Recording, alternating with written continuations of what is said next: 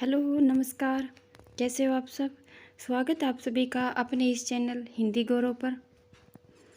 आज की क्लास में हम पढ़ेंगे हिंदी साहित्य के इतिहास से महत्वपूर्ण प्रश्नोत्तरी, जो कि सीरीज हमारी चल रही है, जिसमें हमारा आज का टॉपिक रहेगा भक्तिकालीन साहित्य और उसकी प्रमुख प्रवृत्तियों पर, जिसमें आज के सारे प्रश्न निर्गुण साहित्य से रहेंगे। आदिकाल पर लगभग हमने सारे महत्वपूर्ण क्वेश्चन कर लिए हैं, जो कि परीक्षाओं की दृष्टि से महत्वपूर्ण हैं। तो चलिए शुरू करते हैं आज की क्लास। आचार्य शुक्ल ने भक्तिकाल की समय सीमा क्या निर्धारित की है? शुक्ल के अनुसार बताना है भक्तिकाल की समय सीमा क्या निर्धारित की है। संवत 1375 से 1700 संवत तक, संवत 1300 से संवत 1700 तक, संवत 1700 से संवत 1900 तक और संवत 1375 से संवत 1900 तक। सही आंसर बताना है। सही आंसर है ऑप्शन ए, संवत 1375 से 1700 के काल को आचार्य शुक्ल ने भक्तिकाल की समय सीमा में रखा है। नेक्स्ट,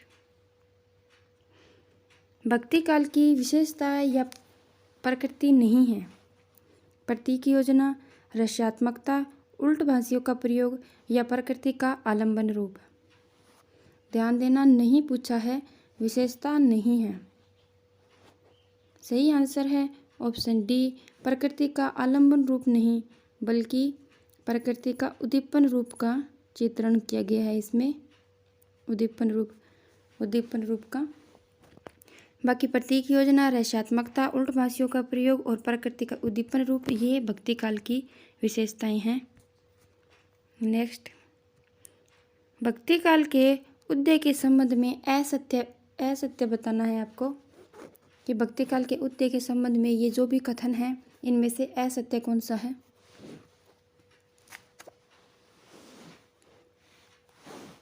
सही आंसर है ऑप्शन डी, मुक्तिबोध। गिरीशन ने भक्तिकाल के उदय के कारणों में ईसाइयत की देन माना है कि भक्ति आंदोलन एक ईसाइयत की देन है। रामचंद्र शुक्ल ने भक्ति आंदोलन को पराजित हिंदू मनोवृत्ति और इस्लाम की प्रतिक्रिया के रूप में बताया है। हजारी प्रसाद द्विवेदी ने कहा है कि भक्ति आंदोलन भारतीय चिंतन धारा का एक स्वाभाविक विकास है, जबकि मुक्तिबोध ने कहा है कि भक्ति आंदोलन उच्च वर्ग के प्रति निम्न वर्ग का विद्रोह है।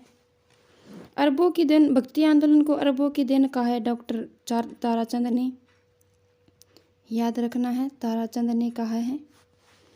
मुक्तिबोध ने कहा है भक्ति काल उच्च वर्ग के प्रति निम्न वर्ग का विद्रोह है। याद रखना है।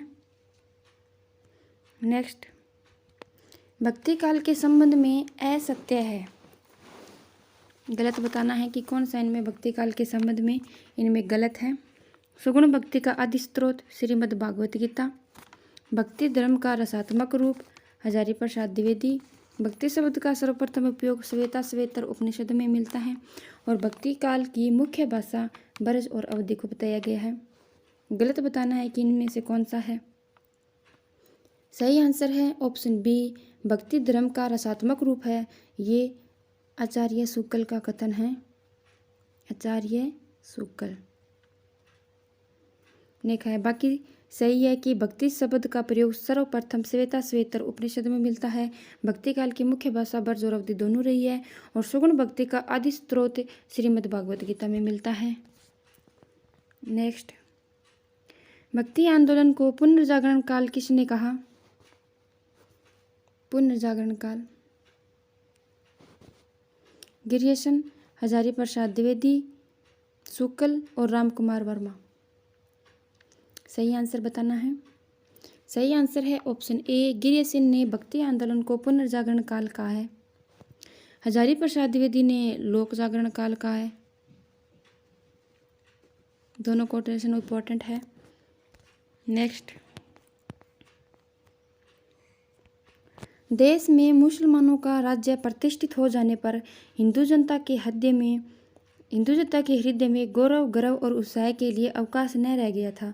यह कथन किसका है? ये कोटेशन बार बार परीक्षाओं में पूछी जाती है, परीक्षा की दृष्टि से महत्वपूर्ण है, तो आपको ध्यान देना है इन सब पर। हजारी प्रसाद द्विवेदी, राम कुमार वर्मा, रामविलास शर्मा या रामचंद्र शुक्ल।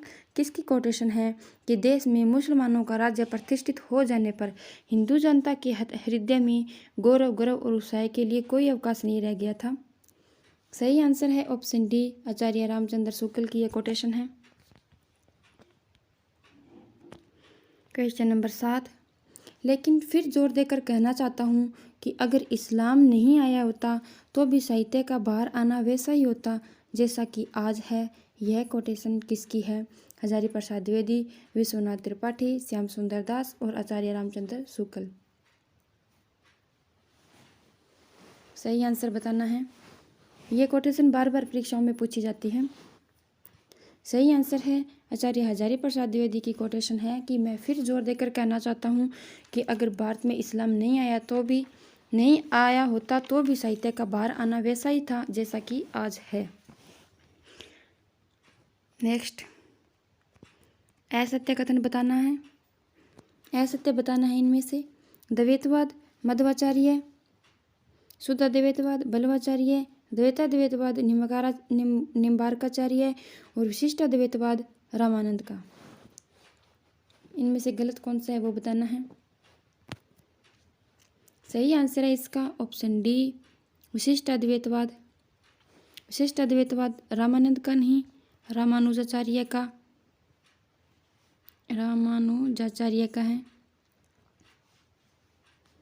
रामानुजाचार्य का है। रामानंद का संप्रदाय है रामावत संप्रदाय, याद रखना है, रामावत संप्रदाय।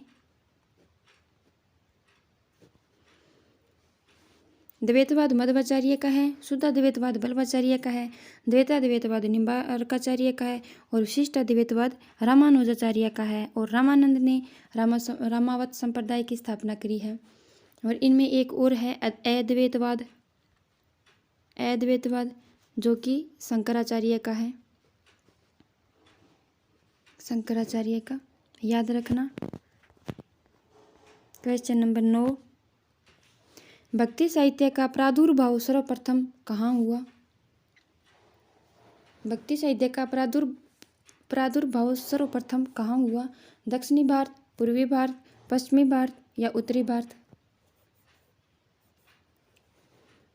सही आंसर है ऑप्शन ए, दक्षिण भारत में भक्ति साहित्य का सर्वप्रथम उदय हुआ है, क्योंकि भक्ति का भारत के विभिन्न क्षेत्र में प्रचार प्रसार करने में जो वैष्णवाचार्य है उन्होंने महत्वपूर्ण भूमिका निभाई है। जैसे रामानुजाचार्य, बल्लवाचार्य या मध्वाचार्य, इन्होंने भारत के विभिन्न क्षेत्रों में प्रचार प्रसार किया भक्ति साहित्य का, ये वैष्णवाचार्य है। इसलिए याद रखना है कि भक्ति साहित्य का उदय सर्वप्रथम दक्षिण भारत में हुआ। क्वेश्चन नंबर 10, असंगत बताना है। श्री संप्रदाय रामानुजाचार्य, ब्रह्म संप्रदाय मध्वाचार्य, रुद्र संप्रदाय निम्बार्काचार्य या बल्लभ संप्रदाय बल्लवाचार्य। इनमें से गलत कौन सा है ये बताना है आपको। श्री संप्रदाय रामानुजाचार्य। सही आंसर है ऑप्शन सी, रुद्र संप्रदाय निम्बार्काचार्य का नहीं, बल्कि रुद्र संप्रदाय विष्णु स्वामी का है। विष्णु स्वामी का है। निम्बार्काचार्य का सनकादि संप्रदाय माना जाता है। संप्रदाय याद रखना है। श्री संप्रदाय रामानुजाचार्य का है, ब्रह्म संप्रदाय मध्वाचार्य का है, बल्लभ संप्रदाय बल्लवाचार्य का है, रुद्र संप्रदाय विष्णु स्वामी का है और सनकादि संप्रदाय निम्बार्काचार्य का है। क्वेश्चन नंबर 11, समार्थ संप्रदाय का प्रवर्तन किसने किया?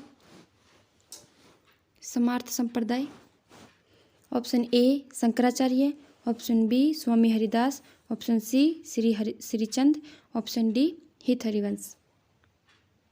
ये सारे संप्रदाय महत्वपूर्ण हैं जो परीक्षाओं में बार बार पूछे जाते हैं। ये इन पे बार बार प्रश्न बनते हैं। आप प्रश्नों को देखिए कि किस प्रकार के प्रश्न परीक्षाओं में पूछे जा रहे हैं बार बार। उसी हिसाब से अपनी पढ़ाई को जारी रखिए। सही आंसर है ऑप्शन ए शंकराचार्य। समार्थ संप्रदाय का प्रवर्तन शंकराचार्य ने किया। स्वामी हरिदास का संप्रदाय है सखी संप्रदाय। सखी संप्रदाय। श्रीचंद का है उदासी संप्रदाय। उदासी संप्रदाय। और हित हरिवंश का है राधा वल्लभ संप्रदाय। चारों ऑप्शंस पे ध्यान दे रहे हैं हम, इसलिए याद रखना है आपको। गौड़ीय संप्रदाय का प्रवर्तन किसने किया? गौड़ीय संप्रदाय का प्रवर्तन option A Chaitanya Mahaprabhu, option B Jambhnath, option C Ramanand, option D Dadu Dayal. सही आंसर है ऑप्शन ए चैतन्य महाप्रभु, जिन्होंने गौड़ीय संप्रदाय का प्रवर्तन किया। जम्बनाथ ने बिश्नोई संप्रदाय का, बिश्नोई। रामानंद ने रामावत संप्रदाय का प्रवर्तन किया। और दादू दयाल का है ब्रह्म संप्रदाय, परम ब्रह्म संप्रदाय। याद रखना है। तो गौड़ीय संप्रदाय का प्रवर्तन किसने किया? ऑप्शन ए चैतन्य महाप्रभु ने। तत्सुखी संप्रदाय का प्रवर्तन किसने किया? तत्सुखी संप्रदाय का प्रवर्तन किसने किया? रामचरण दास, जीवाराम, जगजीवन दास या रामानंद? रामचरण दास का है सौसुखी संप्रदाय। सौसुखी संप्रदाय का प्रवर्तन रामचरण दास ने किया संप्रदाय। जगजीवन दास का है सतनामी संप्रदाय, सतनामी संप्रदाय। रामानंद का रामावत संप्रदाय। सही आंसर है ऑप्शन बी तत्सुखी संप्रदाय। जीवाराम का है जगजीवन दास का सतनामी या सत्यनामी संप्रदाय। रामचरण दास का सौसुखी संप्रदाय। याद रखना है। क्वेश्चन नंबर 14, अपने पुरुष से हताश जाति के लिए भगवान की शक्ति और करुणा की ओर ध्यान ले जाने के अतिरिक्त दूसरा मार्ग ही क्या था? यह कथन किसका है? हजारी प्रसाद द्विवेदी, गणपति चंद्र गुप्त, रामचंद्र शुक्ल या रामकुमार वर्मा? ये भक्ति आंदोलन पे इन पे विभिन्न विद्वानों ने अपने अपने कोटेशन दी है। विभिन्न विद्वानों के अपने अपने अलग विचार हैं। इन्होंने ये किसकी कोटेशन है कि अपने पुरुष से हताश जाति के लिए भगवान की भक्ति और करुणा की ओर ध्यान ले जाने के अलावा अतिरिक्त दूसरा मार्ग कोई ध्यान लेने अतिरिक्त दूसरा मार्ग ही क्या था? यह कथन है ऑप्शन सी आचार्य रामचंद्र शुक्ल का। इंपॉर्टेंट क्वेश्चन है ये सारे, जो परीक्षाओं में पूछे जाते हैं बार बार। कबीर की भाषा को पंचमेल खिचड़ी किसने कहा? पंचमेल खिचड़ी। आचार्य शुक्ल, हजारी प्रसाद द्विवेदी, श्याम सुंदर दास या रामकुमार वर्मा? तो कबीर की भाषा को पंचमेल खिचड़ी कहा ऑप्शन सी श्याम सुंदर दास ने। आचार्य शुक्ल ने कबीर की भाषा को सदूकड़ी भाषा कहा है। हजारी प्रसाद द्विवेदी ने कबीर को वाणी का डिक्टेटर कहा है। वाणी का डिक्टेटर कहा है। पंचमेल खिचड़ी कहा है श्याम सुंदर दास ने। पंचमेल खिचड़ी में राजस्थानी, पंजाबी, खड़ी बोली, अरबी, फारसी इन सभी भाषाओं को मिश्रित है, इसलिए इसको पंचमेल खिचड़ी कहा गया है। क्वेश्चन नंबर 16, असत्य बताना है। कबीर ग्रंथावली श्याम सुंदर दास, कबीर रचनावली हरिओद, कबीर के पद क्षिति मोहन और बीजक रामकुमार वर्मा। गलत कौन सा है इसमें आपको वो बताना है।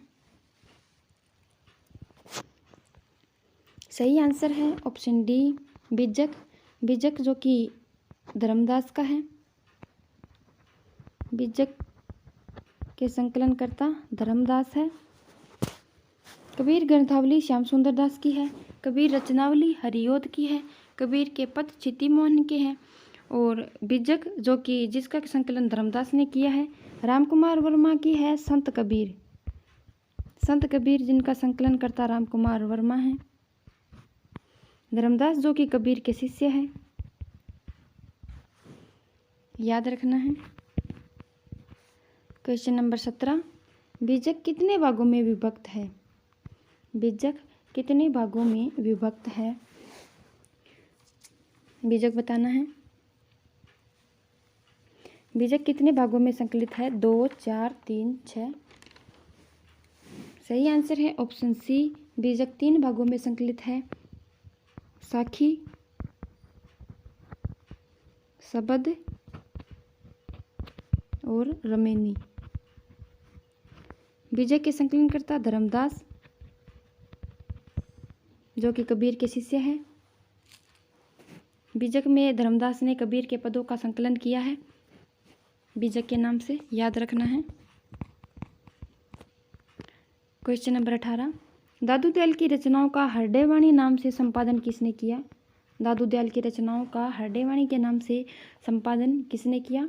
संतदास, जगजीवन दास, जगन्नाथ दास और ए और सी दोनों, यानी कि संतदास और जगन्नाथ दास दोनों ने। सही आंसर है ऑप्शन डी, ए और सी दोनों ने दादू दयाल की रचनाओं का हरडेवाणी के नाम से संपादन किया है। ये दोनों ही दादू दयाल के शिष्य माने जाते हैं। जबकि दादू दयाल की रचनाओं का जो प्रमाणिक संकलन है वो दादू दयाल के नाम से परशुराम चतुर्वेदी ने किया था। ये भी याद रखना है, पूछा जाता है कि प्रमाणिक संकलन किया है दादू दयाल की रचनाओं का, वो परशुराम चतुर्वेदी ने किया है। नेक्स्ट, सूफी काव्य धारा के पहले कवि हैं।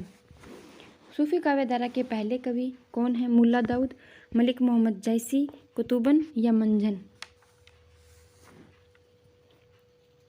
सही आंसर है ऑप्शन ए, मुल्ला दाऊद, जो कि सूफी काव्य धारा के पहले कवि है।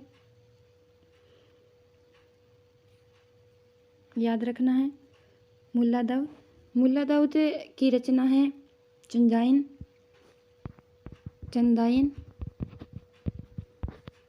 जिसका प्रकाशन वर्ष है 1789। याद रखना है। चंदाइन की भाषा है अवधी, कड़वक शैली का प्रयोग किया गया है इसमें। सूफी काव्य धारा की भी भाषा अवधी मानी जाती है। अवधी भाषा में लगभग सारे सूफी काव्य रचना की गई है। मुल्ला दाऊद जो कि चंदाइन जो कि मुल्ला दाऊद की रचना है, उसको प्रथम प्रेमाख्यान ग्रंथ माना जाता है और सूफी काव्य धारा का प्रथम कवि मुल्ला दाऊद को माना जाता है। और यह किसने माना है? यह माना है डॉक्टर रामकुमार वर्मा ने।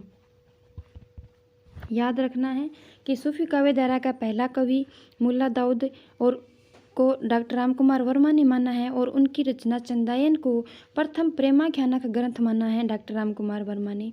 चंदाइन जिसकी रचना 1379 में हुई, भाषा इसकी अवधी है, शैली इसकी कड़वक है और लगभग सभी रचनाएं सूफी अवधी में लिखी गई है।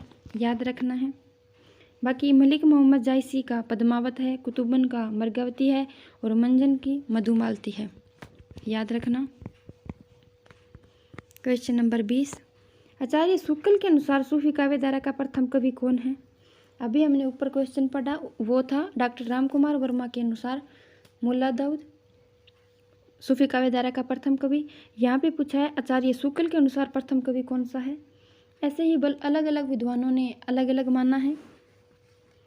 Option A Malik Mohammad Jayasi, option B Kutuban, option C Manjhan, option D Usman. सही आंसर है ऑप्शन बी कुतुबन। आचार्य रामचंद्र शुक्ल ने सूफी काव्य धारा का प्रथम कुतुबन को माना है, जिसकी रचना है मृगावती। 1501 ईस्वी की यह रचना है। शुक्ल ने मृगावती को प्रथम प्रेमाख्यानक ग्रंथ माना है। भाषा इसकी भी अवधी है। भाषा लगभग सभी सूफी रचनाओं की अवधी है और कड़वक इसकी शैली है। याद रखना है कि आचार्य शुक्ल ने सूफी काव्य धारा का प्रथम कवि कुतुबन को माना है और उनकी रचना मृगावती को प्रथम प्रेमाख्यानक ग्रंथ माना है, जिसकी रचना 1501 ईस्वी है। भाषा इसकी अवधी है और कड़वक शैली है। क्वेश्चन नंबर 21, नूर मोहम्मद की रचना इनमें से कौन सी है? Option A Hans Jawahir, option B Chitravali, option C Gyandeep, option D Indravati. Noor Mohammad की इनमें से रचना बतानी है। सही आंसर है ऑप्शन डी इंद्रावती, जो कि 1744 की रचना है। ज्ञानदीप जो कि शेख नबी की रचना है। हंस जहावीर जो कि कासिम शाह की रचना है। और चित्रावली जो कि उस्मान की रचना है। नूर मोहम्मद की रचना है इंद्रावती 1744 ईस्वी की। नेक्स्ट, असंगत बताना है। Option A, option B, option C, option D. असंगत बताना है। ज्ञान समुंदर सुंदरदास का, ज्ञान बोध मलुकदास का, गुरु ग्रंथ साहिब में 40 पद हरिदास के और श्रृंगार रस के घोर विरोधी है मलुकदास। इनमें असंगत कौन सा है वो बताना है आपको। सही आंसर है ऑप्शन डी, श्रृंगार रस के घोर विरोधी मलुकदास नहीं बल्कि सुंदरदास माने जाते हैं। सुंदरदास श्रृंगार रस के घोर विरोधी माने जाते हैं। ज्ञान समुंदर सुंदरदास की रचना है और एक और है रचना सुंदर विलास। ये दोनों रचनाएं सुंदरदास की है। ज्ञानबोध मलुकदास की रचना है। गुरु ग्रंथ साहिब में 40 पद हरिदास के हैं। सुंदरदास संत कवियों में सर्वाधिक शिक्षित माने जाते हैं। संत कवियों में सबसे अधिक शिक्षित माने जाते हैं सुंदरदास की रचनाओं का संकलन सुंदर ग्रंथावली के नाम से हरिनारायण शर्मा ने किया है। याद रखना है, ज्ञान समुंदर और सुंदरदास दोनों सुंदरविलास दोनों सुंदरदास की रचनाएं हैं। सुंदरदास श्रृंगार रस के घोर विरोधी माने जाते हैं, संत कवियों में सबसे शिक्षित माने जाते हैं और सुंदरदास की रचनाओं का संकलन सुंदर ग्रंथावली में हरिनारायण शर्मा ने किया है। याद रखना है। क्वेश्चन नंबर 23, गुरु अर्जुन देव की रचना नहीं पूछा है, ध्यान देना। 52 अखरी, सुखमनी साहिब, 12 मासा और भक्ति विवेक। सही आंसर है ऑप्शन डी, भक्ति विवेक गुरु अर्जुन देव की नहीं है, मलुकदास की रचना है। बाकी तीनों गुरु अर्जुन देव की रचना है। 52 अखरी, सुखमनी साहिब और 12 मासा। क्वेश्चन नंबर 24, रामानंद को आकाश धर्मा किसने कहा? रामानंद को आकाश धर्मा किसने कहा है? आचार्य शुक्ल, हजारी प्रसाद द्विवेदी, रामकुमार वर्मा, महावीर प्रसाद द्विवेदी। सही आंसर है ऑप्शन बी, हजारी प्रसाद द्विवेदी ने रामानंद को आकाश धर्मा कहा है। रामानंद जिन्होंने रामावत संप्रदाय का प्रवर्तन किया, इनके गुरु माने जाते हैं राघवानंद। रामानंद के गुरु माने जाते हैं राघवानंद माने जाते हैं। रामानंद ने हनुमान जी की आरती लिखी। हनुमान जी की आरती किसने लिखी? आरती रामानंद ने लिखी है। भक्ति का मार्ग रामानंद ने भक्ति का मार्ग सभी के लिए खोल दिया था। वे ब्राह्मणों के विरोधी थे और उन्होंने भक्ति का मार्ग सबके लिए खोल दिया था और उत्तर भारत में वैष्णव भक्ति के संस्थापक रहे हैं रामानंद। वैष्णव भक्ति याद रखना है कि रामानंद ने रामावत संप्रदाय का प्रवर्तन किया है। रामानंद को आकाश धर्मा हजारी प्रसाद द्विवेदी ने किया है। रामानंद के गुरु राघवानंद माने जाते हैं। हनुमान जी की आरती रामानंद ने लिखी है और ये उत्तर भारत में वैष्णव भक्ति के संस्थापक माने जाते हैं और भक्ति का मार्ग इन्होंने सभी के लिए खोल दिया था। नेक्स्ट, क्वेश्चन नंबर 25, असंगत बताना है। पद्मावती सात्विक बुद्धि, नागमती सांसारिक मोह, राजा रतन सेन मन आत्मा और राघव चेतन माया। असंगत बताना है इनमें से। सही आंसर है ऑप्शन डी, राघव चेतन माया का प्रतीक नहीं है, शैतान का प्रतीक है। पद्मावती सात्विक बुद्धि यानी कि परमात्मा का प्रतीक है। राजा रतन सेन आत्मा का प्रतीक है। नागमती सांसारिक मोह का प्रतीक है। राघव चेतन शैतान का प्रतीक है। क्वेश्चन नंबर 26 ज्ञानदीप किसकी रचना है? ज्ञानदीप किसकी रचना है? नंददास, ईश्वरदास, शेख नबी या उस्मान? सही आंसर है ऑप्शन सी, ज्ञानदीप शेख नबी की रचना है। 1619 की रचना है, याद रखना है। और आचार्य शुक्ल ने ज्ञानदीप से ही सूफी कवियों की प्रचुरता यहीं से समाप्त होती जाती है। आचार्य रामचंद्र शुक्ल की कथन है, उन्होंने कोटेशन दी है ज्ञानदीप जो कि शेख नबी की रचना है, और यहीं से आचार्य शुक्ल कहते हैं कि सूफी कवियों की प्रचुरता यहीं से समाप्त होती जाती है। ज्ञानदीप से। उस्मान की चित्रावली, ईश्वरदास की सत्यवती कथा। ये सारे क्वेश्चन बहुत महत्वपूर्ण हैं और हमने एक एक क्वेश्चन में चारों ऑप्शन को हम डिस्क्राइब कर रहे हैं। आपको ध्यान से पढ़ना है, समझना है और देखना है कि किस प्रकार के क्वेश्चन परीक्षा में पूछे जाते हैं और अपने अभ्यास को जारी रखना है। राजस्थान के कबीर कहलाते हैं सुंदरदास, चंददास, रज्जब और दादू दयाल। चंद नहीं, यहाँ पे नंददास होगा। राजस्थान के कबीर कहलाते हैं, सही आंसर है ऑप्शन डी, दादू दयाल को राजस्थान के कबीर कहलाते हैं। इनका संप्रदाय है परम ब्रह्मा संप्रदाय। हमने पीछे क्वेश्चन में इसको हल करा है। दादू दयाल का संप्रदाय, दादू दयाल की जो मुख्य पीठ है, मुख्य पीठ वो नरेना या नारायणा जो कि जयपुर में है, इनकी प्रधान पीठ है ये। इनका एक सत्संग स्थल है, सत्संग स्थल वो है अलख दरीबा में। डुडानी इनकी भाषा है। याद रखना है कि राजस्थान के कबीर दादू दयाल कहलाते हैं। दादू दयाल ने परम ब्रह्मा संप्रदाय का प्रवर्तन किया। इनकी प्रधान पीठ नरेना या नारायणा जो कि जयपुर में है, वहाँ पे है इनकी प्रधान पीठ। डुडानी इनकी भाषा है। सत्संग स्थल है इनका अलख दरीबा में। याद रखना है। अंगवधू का संकलन किसने किया? अंगवधू का संकलन किसने किया? Option A Dadu Dayal, option B Rajjab, option C Jagannath Das, option D Santdas. Angvadhu का संकलन किसने किया? सही आंसर है ऑप्शन बी रज्जब ने अंगवधू का संकलन किया। जिनमें दादू दयाल की रचनाओं का संकलन किया उन्होंने अंगवधू के नाम से। और अंगवधू रचना का श्रेय रज्जब को ही जाता है। रज्जब जो कि दादू दयाल के शिष्य हैं। रज्जब ने इन्हें दादू दयाल को दुनिया कहा है, दुनिया। रज्जब की 2 रचनाएं मानी जाती हैं, बानी और सर्वांगी।